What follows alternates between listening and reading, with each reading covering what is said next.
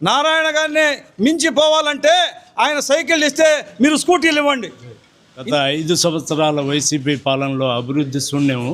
YCP నాయకులకి మేము ఒకటే చెప్తున్నాం, ఎటువంటి అవినీతినైనా మీరు నిరూపించండి. మా డిప్యూటీ మేయర్ గారు ఛాలెంజ్ ఇస్తే రిజైన్ చేస్తానని కూడా చెప్పున్నారు, అది కూడా మర్చిపోవద్దు. ఎటువంటి అవినీతి జరగలేదు, మీరు చేతనైతే నిరూపించండి. అంతేగాని అనవసరంగా అబద్ధాలు అసత్య ప్రచారాలు చేసి ప్రజలను తప్పుదోవ పట్టించడం అనేది మంచి పద్ధతి కాదు. నీతివంతమైన రాజకీయాలకు care of address Ponguru Narayana గారు. ఈ 2 సంవత్సరాల్లో గత 40-50 సంవత్సరాల నుంచి గెలిచినటువంటి ఏ ఎమ్మెల్యే కూడా, ఏ మంత్రి కూడా చేయనన్ని అభివృద్ధి కార్యక్రమాలు చేస్తున్నటువంటి నారాయణ గారిని చూసి ప్రతిపక్ష పార్టీ అయినటువంటి వైసీపీకి వణుకు ప్రారంభమైంది. ఇదే విధంగా జరిగితే పబ్లిక్కి పీపుల్స్ లీడర్ అయినటువంటి నారాయణ గారి మధ్య ఎటువంటి గ్యాప్ ఉండదు.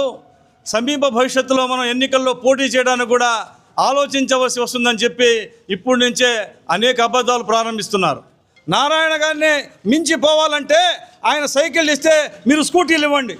ఇంతకంటే ముందుకు పోవాలంటే ఒక్కొక్కరికి ఒక కారు ఇప్పియండి. మీరు కూడా అపర కుబేరులే కదా, మీరు కూడా విద్యా సంస్థ అధిపతే కదా, సేమ్ నారాయణ గారు చేస్తున్నటువంటి వృత్తే మీరు చేస్తున్నారు కదా, పోటీ దాంట్లో పడండి. ఏ మాత్రం నెల్లూరు నగరంలో ఉండేటువంటి ఏ వ్యక్తి కూడా నారాయణ గారి మీద అబద్ధం చేస్తే వినే పరిస్థితులు లేరు. రాబోయే ఎన్నికల్లో ఇవన్నీ దృష్టిలో పెట్టుకుని ప్రజలే మిమ్మల్ని సరైనటువంటి గుణపాఠం చెప్తారు. దీంట్లో వేరే అనుమానమే లేదు.